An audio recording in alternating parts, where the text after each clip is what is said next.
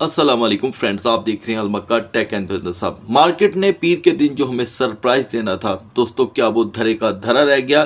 तो जवाब है नहीं। इसलिए कि कुछ ऐसा है जो आपको बैक द स्टेज यहाँ पर पूरी तरह हल होता दिखाई दे रहा है, जिसके मार्केट में सामने आने के बाद एक बड़ी हलचल देखी जा सकती है। अगर हम बराह रास्त बीटीसी की बात करें तो आज बीटीसी ने जो करेक्शन ली है वो किसी हद तक पॉजिटिव मोमेंटम को क्रिएट करने में कामयाब हुई है। मजीद क्या पेशरफ्त हो सकती हैं वो तो हम कैंडल चार्ट पे चलकर ही जाके डिस्कस करने वाले हैं, लेकिन इस बीच जो एग्रीमेंट डिले हो रहा है उसकी कुछ शरायत हमारे सामने आ रही हैं।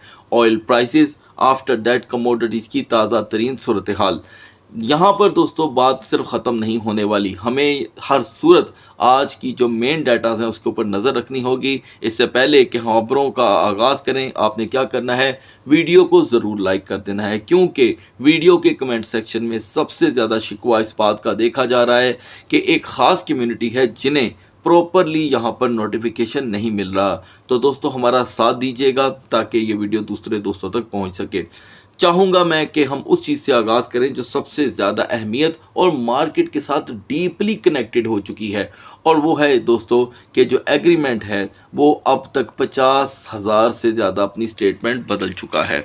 सबको यकीन था कि पीर के दिन यहाँ पे सीएमई गैप के साथ साथ कुछ नया देखने को मिलेगा। इवन के कल रात को जब 3:10 पे पूरी इंटरनेशनल मार्केट्स ओपन हुई, उन्होंने सरप्राइज देने में कोई कसर नहीं छोड़ी।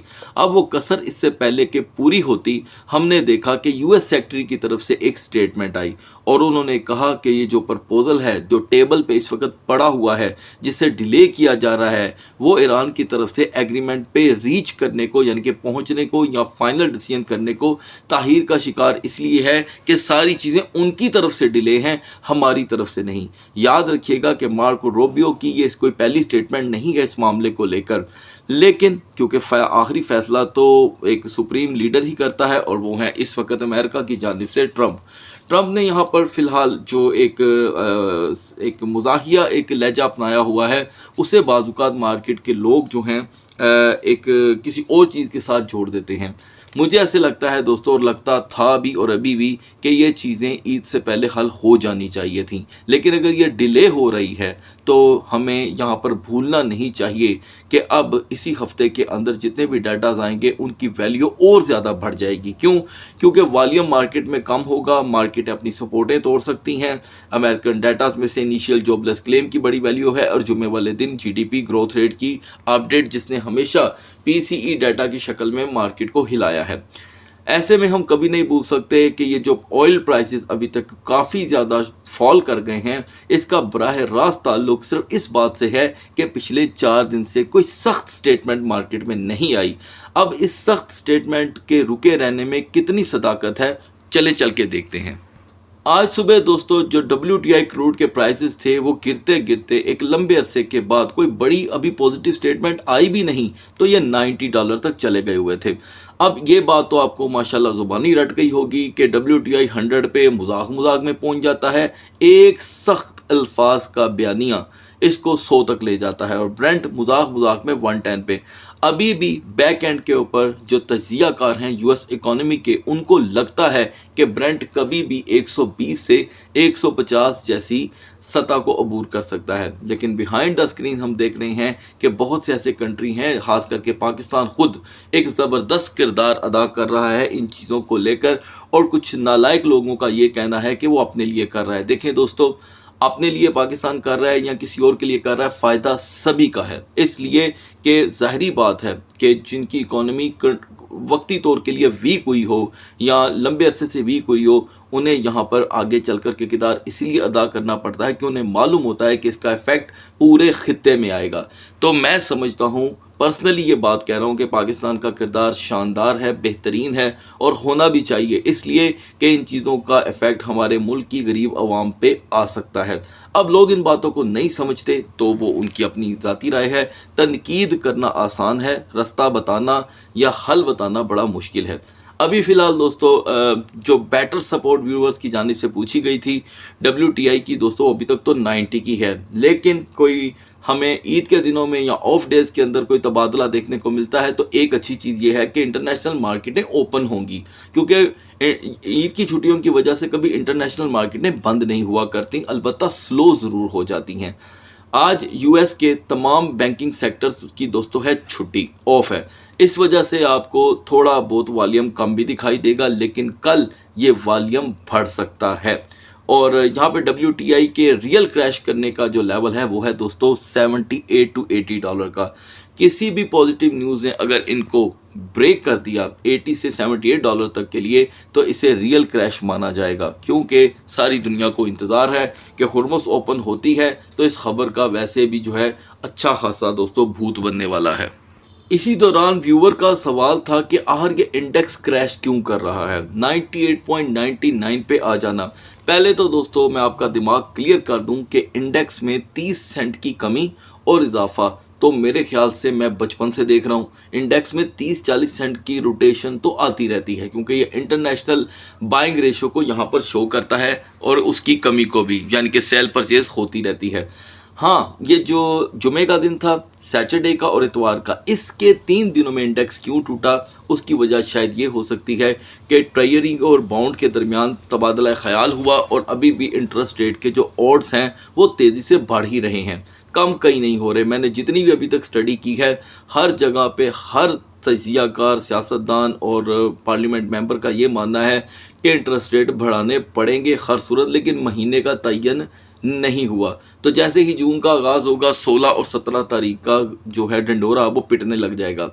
अभी दोस्तों यहाँ पे इंडेक्स क्यों ब्रेक कर रहा है, उसकी वजह यही हो सकती है कि आज यूएस के बैंक बंद हैं और मुझे कोई समझ नहीं लग रही, क्योंकि कुछ ऐसा हुआ ही नहीं कि इंडेक्स ब्रेक कर जाए। और अगर इंडेक्स मज़ीद ब्रेक कर जाता है, मसलन हम 98.50 पे चले जाते हैं, तो याद रखिएगा कि अभी भी इंडेक्स के अंदर वॉलेटिलिटी सिर्फ टेम्पररी है। अंदाज़ा करें 3.50 की कमी और 3.50 का इजाफा, ये तो सालों में हुआ करता था, जो आजकल घंटों में हो जाता है या बाज़ुकात हफ्तों में। इसके ऊपर नज़र रखना दोस्तों हर मार्केट के लिए बड़ा ज़रूरी है। सबसे पहले कमोडिटीज़ के लिए, देन क्रिप्टो मार्केट। शायद क्रिप्टो मार्केट के लिए इतना ज़्यादा नहीं, लेकिन कमोडिटीज़ के लिए तो बहुत ही ज़्यादा बढ़ते हैं मार्केट की तरफ। मार्केट कैपिटलाइजेशन में यहाँ पे हेल्दी इजाफा हुआ है। CME गैप की परफॉर्मेंस कदरे बेहतर रही, लेकिन बात यहाँ पे ख़त्म नहीं होने वाली। शाम का सेशन भी CME गैप की करेक्शन लेकर आएगा, जो कि हो के रहता है। इस गलत फहमी में जो दोस्त रहते हैं कि ये परफॉर्मेंस सिर्फ सुबह तक होती है, तो ये दोस्तों मेरे ख्याल से जल्द आप इसे क्लियर कर लें तो बेहतर है। BTC डोमिनेंस में 0.10% का फिर से इजाफा, हाइपर लिक्विड का मुसलसल बढ़ते रहना। टॉप ट्रेंडिंग के अंदर हाइपर लिक्विड की अभी भी सपोर्ट 60.50 की ही रहेगी। तो बिना देर किए हम अपना तजिया शुरू करेंगे दोस्तों BTC से। और BTC जो इस वक्त और हमेशा मार्केट को अपने मोमेंटम से करता है कंट्रोल। BTC जो मिडनाइट में 76,600 पे था दोस्तों, ये कुछ ज़्यादा रेजिस्टेंस यहाँ पे जनरेट नहीं कर सका। अब ये बहुत क्लियर हो जाता है जब आपको एक रेजिस्टेंस ठहराव के लिए बताई जाती है। 77,500 BTC की नीड थी विद रेजिस्टेंस, जो कि इसे मिल नहीं सकी। और अब हम दोस्तों फिर से 77,647 से हो गए हैं रिजेक्ट। जैसे कि मैंने आपको बताया था कि रिजेक्शन का मामला BTC के, इथीरियम के, सोलाना और BNB के बिल्कुल साथ साथ चल रहा है।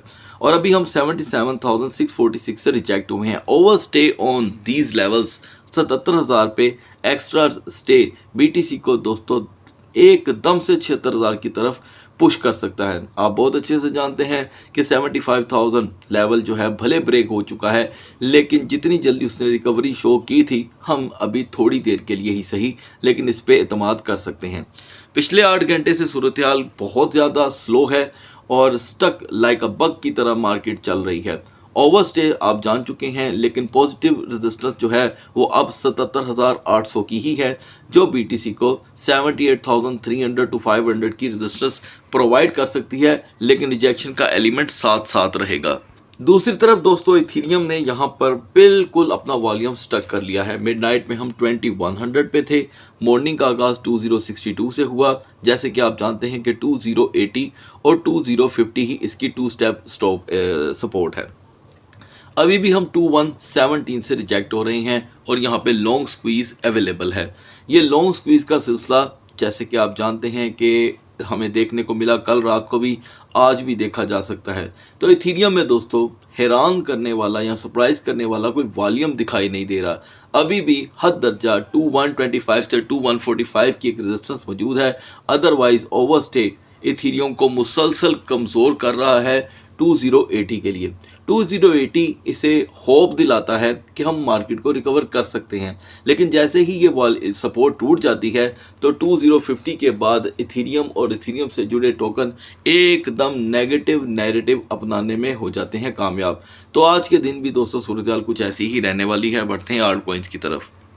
इस लॉन्ग स्क्वीज ने बीएनबी को ये एडवांटेज दिया कि इसने 649 से अपने आप को दोस्तों सपोर्ट के तौर पे यूटिलाइज किया। हालांकि जब हम बीएनबी को मिडनाइट में डिस्कस कर रहे थे तो हम ऑलरेडी 655 टू 656 के करीब थे, लेकिन सपोर्टें ऐसी होती हैं जो साथ नहीं छोड़ती और सपोर्टें एक कैंडल चार्ट स्टडी का बहुत बड़ा हिस्सा हैं।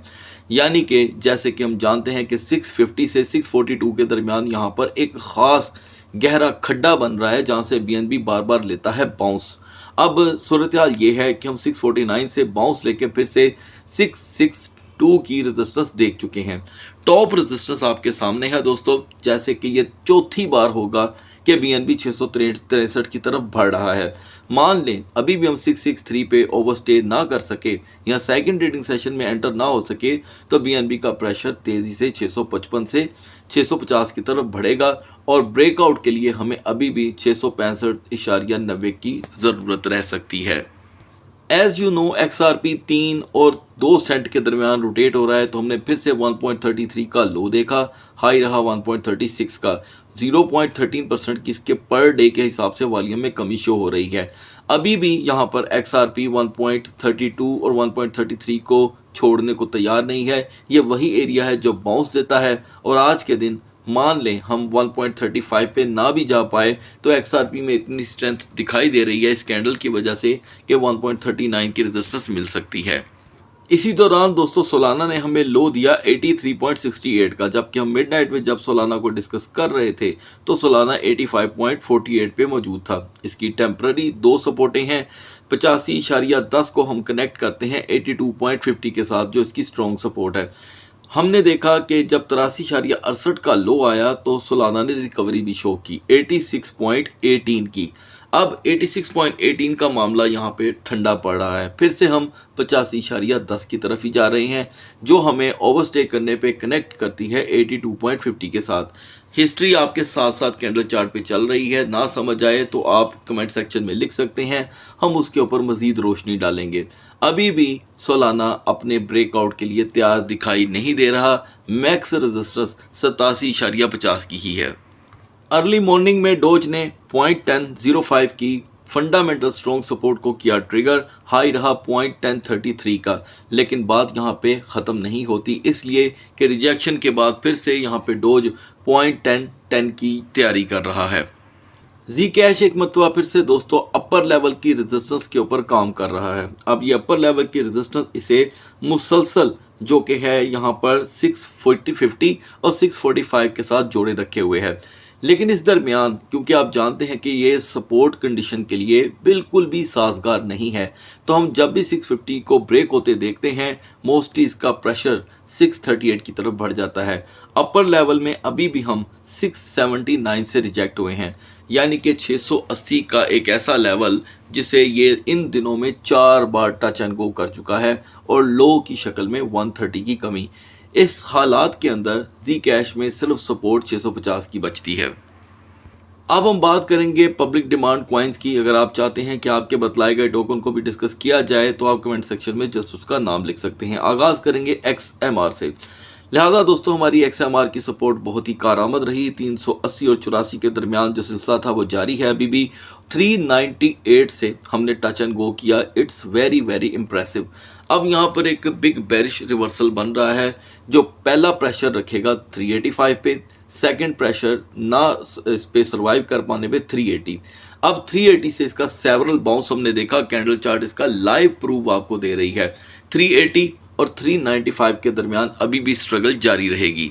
सेकंड में हम बात करेंगे टाओ कॉइन के लिए। तो दोस्तों वो टाओ जो मिडनाइट में 278.80 पे मौजूद था, हमने देखा कि टाओ यहाँ पे ले रहा है एक रिवर्सल और 268 से इसने लिया बाउंस। इस बीच में आपको बता दूं कि हमारी सपोर्ट थी 270 की, ये सपोर्ट हुई ट्रिगर, हाई रहा 277 का और अभी भी मामला जो है वो सीधा सीधा 275 पे आन पड़ा है। 275 पे ओवरस्टे यहाँ पे टाओ को 270 की तरफ नॉर्मली पुश कर रहा है और मैक्स रेजिस्टेंस आज के दिन आपको स्लो देखने को मिल सकती है। मेन रेजिस्टेंस है 282। अब इसके बाद अगर कुछ रह जाता है दोस्तों तो फिर याद रखिएगा कि फंडामेंटल स्ट्रॉन्ग सपोर्ट बड़ी लिक्विडेशन में 250 की ही रहेगी। दोस्तों आज है कारोबारी हफ्ते का पहला दिन और यहाँ पर XAUT का तजिया इसी वजह से बहुत अहम है। मिडनाइट में जब मार्केट ने अपनी ओपनिंग की तो आपको एक गोल्ड कैंडल बनती हुई दिखाई दी और 4507 को इसने प्रोटेक्ट करते हुए एक रेजिस्टेंस शो की 4565 की, जिसके बाद हम मुसलसल रिजेक्ट हुए हैं और अब हम 4535 पे आन पहुंचे हैं।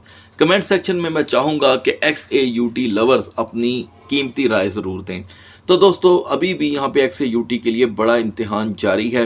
एक तरफ पीस प्रोग्राम चल रहा है, बात कहीं पहुंच नहीं पा रही, दूसरी तरफ DXY इंडेक्स दुश्मन हुआ पड़ा है, तीसरे पे ऑयल प्राइसेस। ये तीन चीज़ें एक तरफ और XAUT अकेला एक तरफ।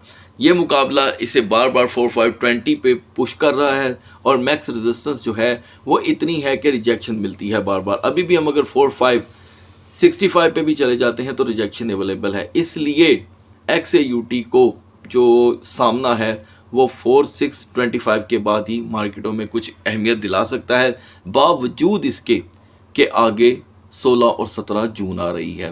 अगली वीडियो तक अल्लाह हाफिज़।